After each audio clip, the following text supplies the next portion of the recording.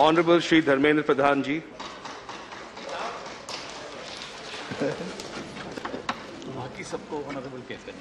सभापति महोदय, मैं आपका आभारी हूं।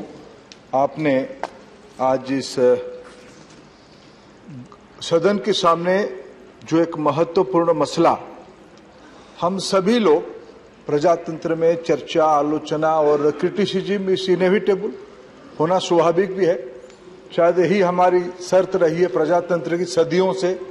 हम तो भारत को मूल पीठ प्रजातंत्र की मानते हैं। आप और हम जिस राज्य से आते हैं, जब सम्राट अशोका कलिंग पे आक्रमण किए थे उस समय हमारे वहां कोई राजा नहीं थे। इतिहासकारों ने, लोक कथा की इतिहासकारों ने जो थोड़ा स्मृति लिपिबद्ध किया है उसमें कहा गया था कलिंग में गणराज्य था। उसके अर्थ हम डेमोक्रेसी 2,500-3 हजार साल पहले कोई मागना कार्टा से हम डेमोक्रेसी सीखने वाले लोग नहीं हैं। इसलिए उस परंपरा को आज आगे लेते हुए आज हमने एक उच्च स्तरीय, उच्च कोटि की चर्चा कांग्रेस पार्टी की ओर से शुरू की गई। सच में जब अभिषेक मनु सिंघवी जी जैसे एक विद्वान वकील, विद्वान तर्कशास्त्री विषयों को रखते हैं, निश्चित रूप में भले ही कुछ विषय मन को ना लगे, राजनीतिक पटु तो आएगी ही। स्वाभाविक मैं भी 2 शब्द कहूंगा, जो विषय उठे हैं तो मेरे को उत्तर देना ही पड़ेगा। और उस समय में भले ही 1-2 विषय राजनीतिक टीका टिप्पणी सही ना लगे, लेकिन कुछ मूल विषय तो आज सदन ने चर्चा किया। कुछ मित्रों ने थोड़ा अत्यधिक उत्साही होके, थोड़ा एक कहा जाता है न्यू एंथुजियाज्म रहता है, उनकी जो स्वभाव है, किसी की मूल पिंड को तो सभापति जी बदला नहीं जा सकता है। सदन कुछ मित्रों की मूल पिंड को इस बीच में समझ ही लिया है। सदन उनको उतना ही गंभीरता से लेती है। लेकिन आज अच्छी चर्चा अभी तक हुई है। मैं सदन की अभी तक चर्चा में भाग लेने वाले सभी मित्रों का हृदय से आभारी हूं। सबको मैं सरकार की ओर से धन्यवाद देता हूं। हमारे मंत्री उसके एक सविस्तार उत्तर भी देंगे। सभापति महोदय, 3-4 छोटे छोटे विषय उससे जुड़े हुए हैं। क्या 2018 में जब आपने ओबीसी कमीशन को एक कॉन्स्टिट्यूशनल वैलिडिटी देने के लिए, मैंडेट देने के लिए एक संविधान संशोधन 102वां संविधान संशोधन आपने लाया, तब आपकी लैंग्वेज ऐसे क्यों रही? Select committee intent of law के बारे में स्पष्ट किया था। मैं आभारी हूं सिंघवी जी का। सिंघवी जी ने अपने ही प्रश्न किए, अपने ही उत्तर दिए कि उन्होंने कहा कि मंत्री जी ने ये कहा था उस समय में। आज वो मान्यवर राज्यपाल बन चुके हैं कर्नाटक के, थावरचंद जी। उन्होंने कहा था there is 2 list, there will be 2 list. यह सदन में उस समय में कुछ साथियों ने प्रश्न उठाया था भी, सिलेक्ट कमेटी से लेके सदन की चर्चा तक उसमें कोई एम्बिग्यूटी सरकार की ओर से कभी नहीं था, ना तब था ना आज है। लेकिन फिर भी एक प्रसंग सुप्रीम कोर्ट में आई, जिसके बारे में शायद जब जब कभी एक अवसर आती है, देश की निर्णयकर्ता कौन होगा, हमारी डेमोक्रेसी में इक्वल डिवीजन ऑफ पावर है। कोई ना समझे कि हम ज्यादा जानते हैं और ज्यादा सोचते हैं। इस सदन सदैव प्रजातंत्र में हमें अधिकार दिया है। This house, this in democracy, parliamentary system is supreme. आज हम सब मिलके उसी की आज एक बार पुनः संकल्प करेंगे कि भारत की नीति क्या होगी, गरीब कल्याण क्या होगी, उसके बारे में सदन सुप्रीम है कानून बनाने में। हम इसको एक सही तरीके से कहा गया कि ये वास्तविक एक मॉडिफिकेशन है, इसको एक एक्सप्लेनेटरी क्लैरिफिकेटरी अमेंडमेंट है, इसमें कोई नया शब्दावली की आवश्यकता नहीं है। अब हम उतना ही काम को आज सब मिलके पूरा करने वाले हैं, उसी दिशा में हम काम कर रहे हैं। सबने अपना अपना कुछ मुद्दा रखा है, लेकिन सरकार की मूल जो नीति रही है, जो मूल इंटेंशन रही है कि उसको कैसे हम लोग देखें, संभाले, उसमें कोई कंफ्यूजन नहीं है।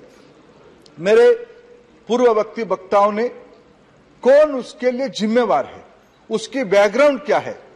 सभापति महोदय, मैं 2004 से 9 लोकसभा की सदस्य था। तब उन दिनों की संजोग देखिए, मैं आज देश की माननीय प्रधानमंत्री जी की विश्वास के कारण शिक्षा विभाग के काम देख रहा हूं।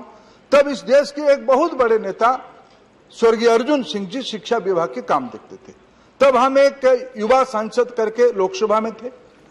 तब आरक्षण वाला 2008-9 में ओबीसी आरक्षण जो 2090 से लागू हुई थी, जो क्रियान्वयन नहीं हुआ केंद्रीय स्तर पे, राज्यों ने लागू किया।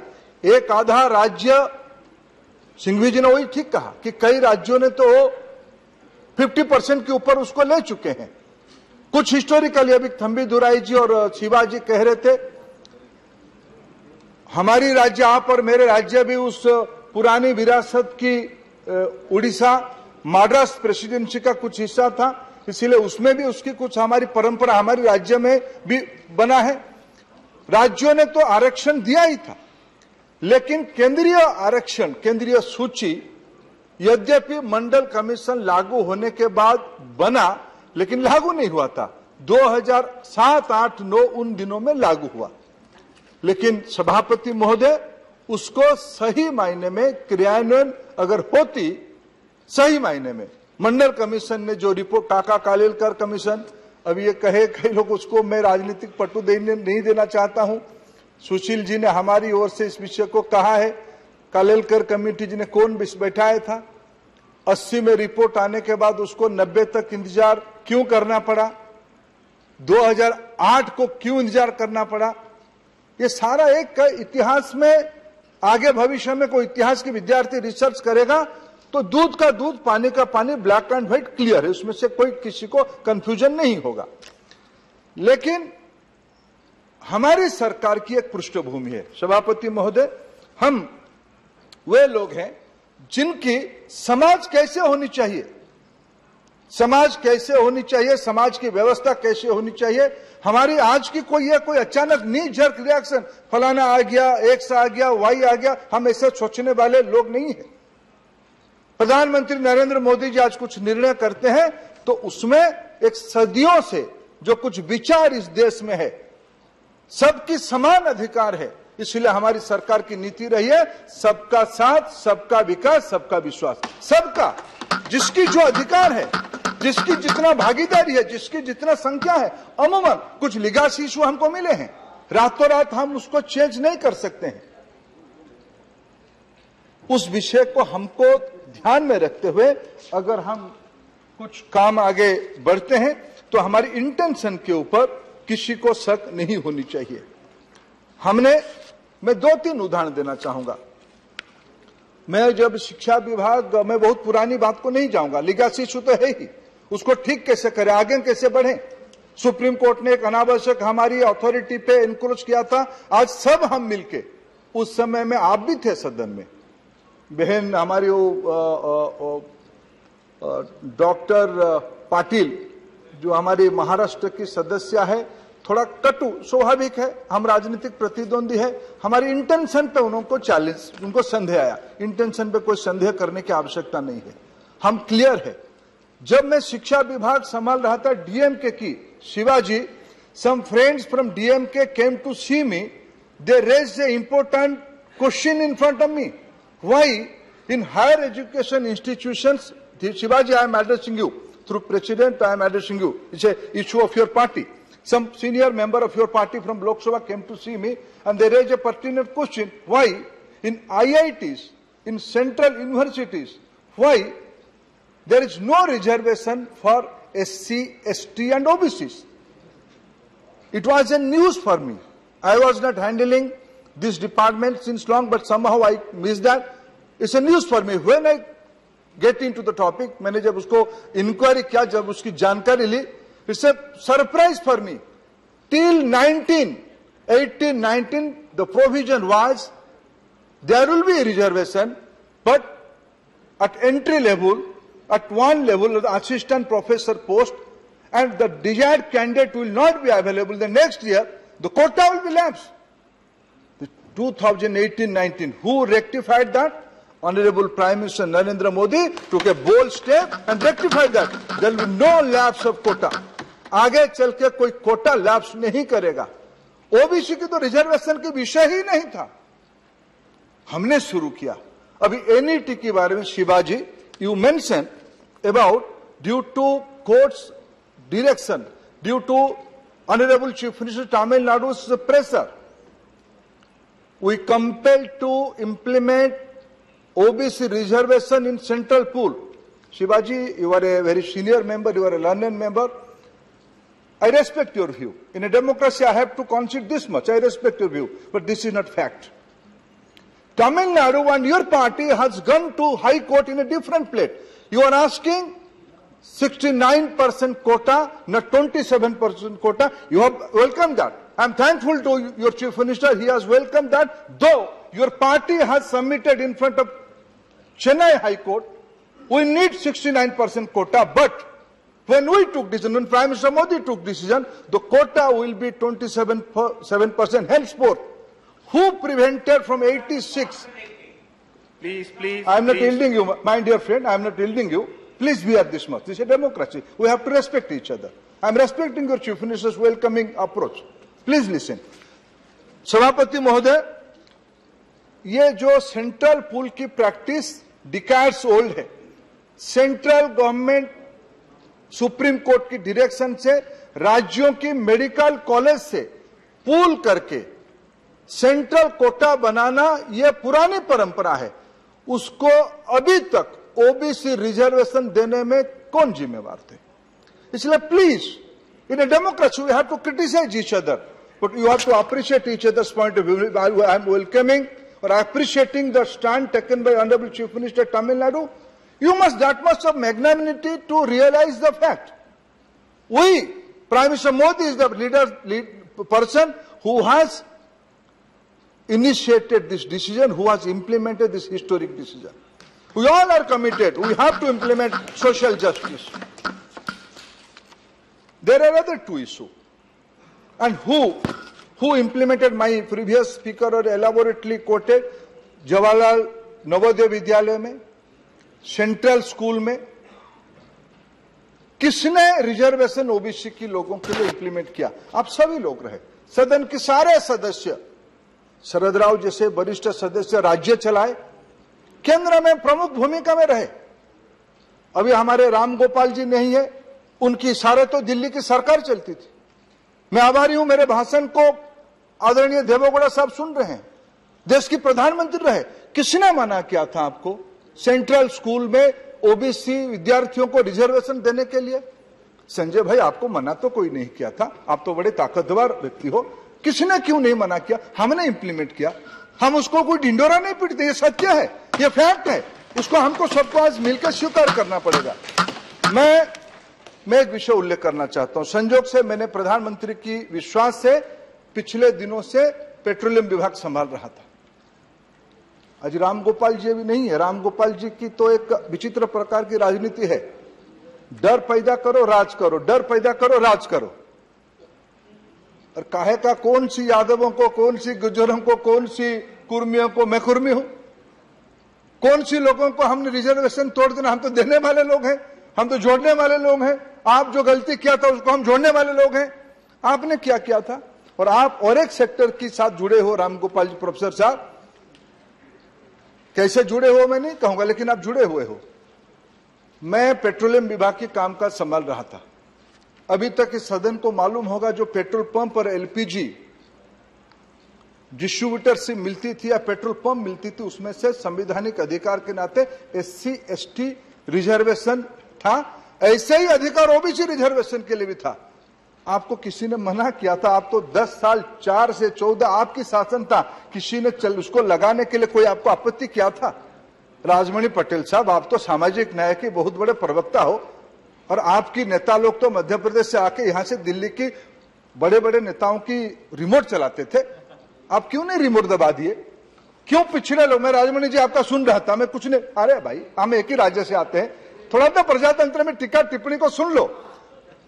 सभापति महोदय, हमने 14 से मोदी जी की निर्णय से हमने 11,262 एलपीजी डिस्ट्रीब्यूटरशिप दिए।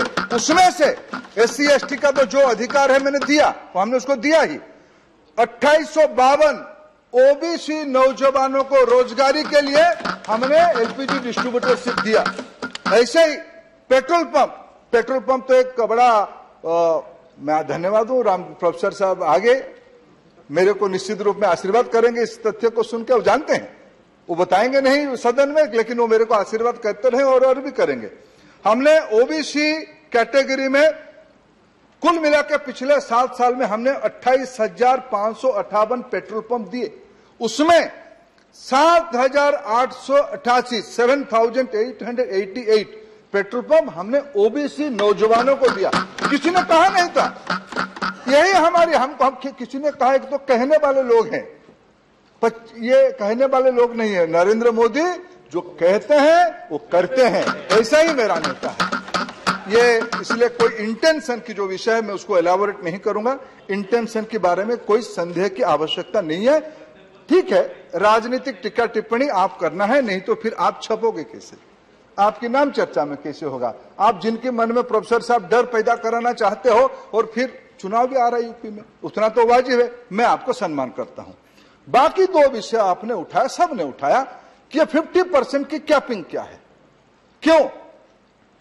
सिंघवी साहब को मैं कोट करता हूं, सिंघवी साहब ने कहा कि भाई ये तो खाली डिब्बा है, आप यहां अगर राज्यों को अधिकार हम दे भी दे, लिए तो कभी नहीं थे, देने का कहां प्रश्न आता है, लिए कभी नहीं थे। सुप्रीम कोर्ट ने अपना लिमिटेड अंडरस्टैंडिंग किया था, उसको सदन ने आज रेक्टिफाई कर रहा है, इसलिए लेना देना का विषय में अधिकार रहेगा, था और रहेगा भी। बाकी रहा 50% वाले में क्या है। मैं सभापति महोदय बिहार, तमिलनाडु, केरला, कर्नाटका, महाराष्ट्र, तेलंगाना, एपी, पुडुचेरी, ऐसे अनेक राज्यों, मध्य प्रदेश, छत्तीसगढ़, सबको वो भी कोट कर रहे थे, और खुद उन्होंने भी कहा कि लगभग 80% राज्य 50% की कैपिंग को जा चुके हैं। कैसे गए, उसकी कैसे अनायास गए, क्या अनायास नहीं किए।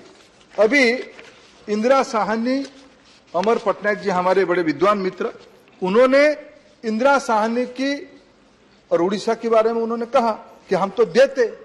और सभापति जी, एक तो मैं तो कभी कभी हैरान रहता हूं, सियासत होनी चाहिए लेकिन तथ्य के आधार पर होनी चाहिए। कुछ राज्यों ने 70-80% तक चले गए।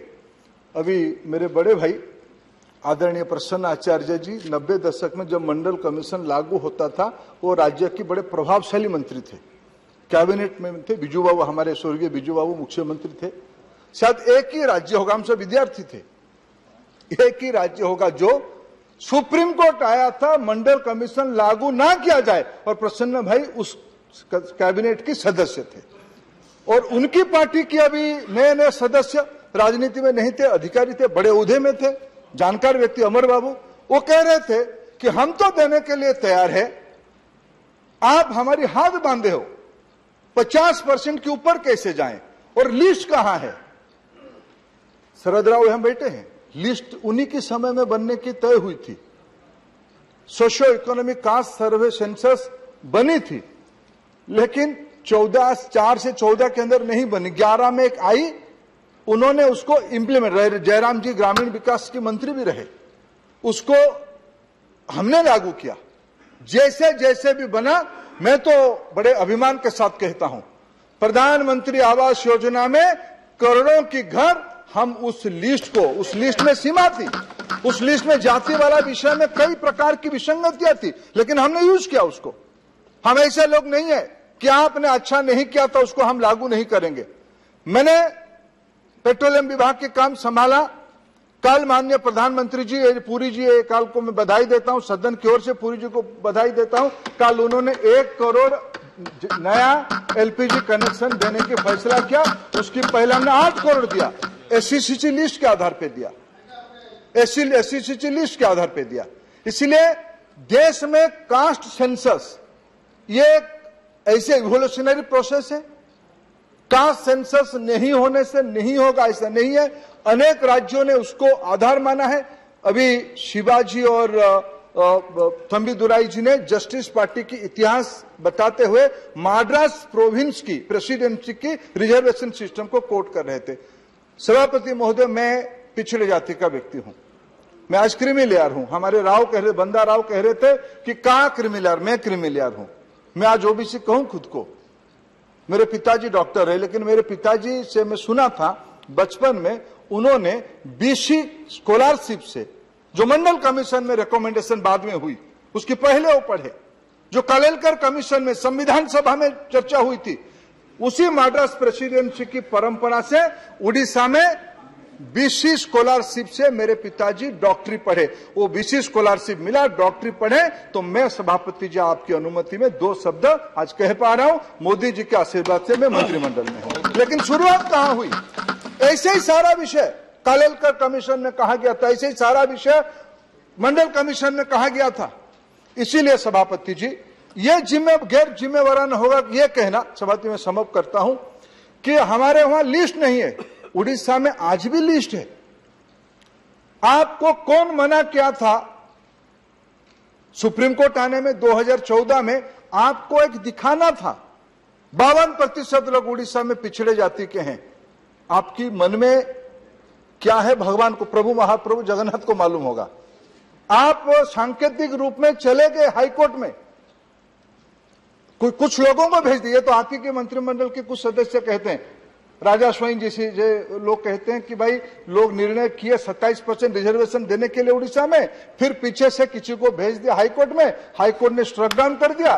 किसी ने मना किया था आपको सुप्रीम कोर्ट आने के लिए?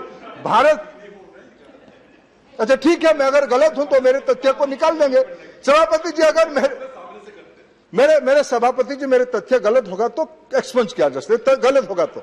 लेकिन सभापति जी, अभी सुशील जी उसकी ब्यौरा दे रहे थे, हमारे खिलाफ सुप्रीम कोर्ट ने स्ट्राइक डाउन किया, हमने स्पेशल लीव पिटीशन फिर डाला 8 दिन के अंदर।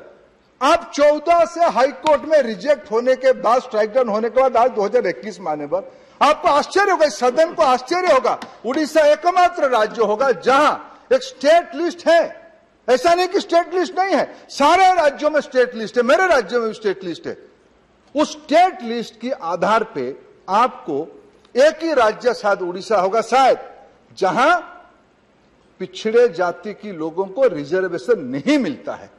यह भी है, चलो प्रजातंत्र है, जब समझ में आएगा तब आप देंगे, गुहार करने का अलावा तो कुछ जगह नहीं है।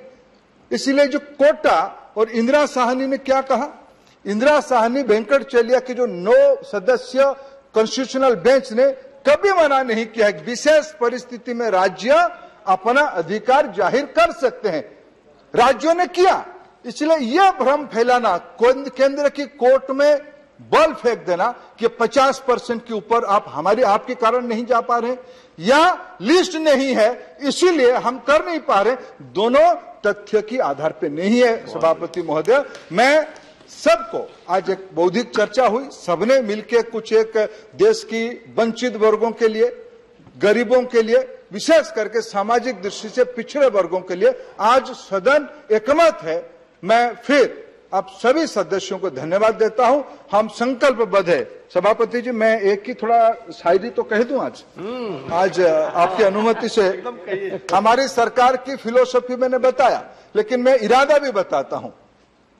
जब हौसला बना लिया है ऊंची उड़ान का, जब हौसला बना लिया है ऊंची उड़ान का, तब देखना फिजूल है कद आसमान का। धन्यवाद सभापति। Please like, share and subscribe to our channel, and your comments are valuable as well.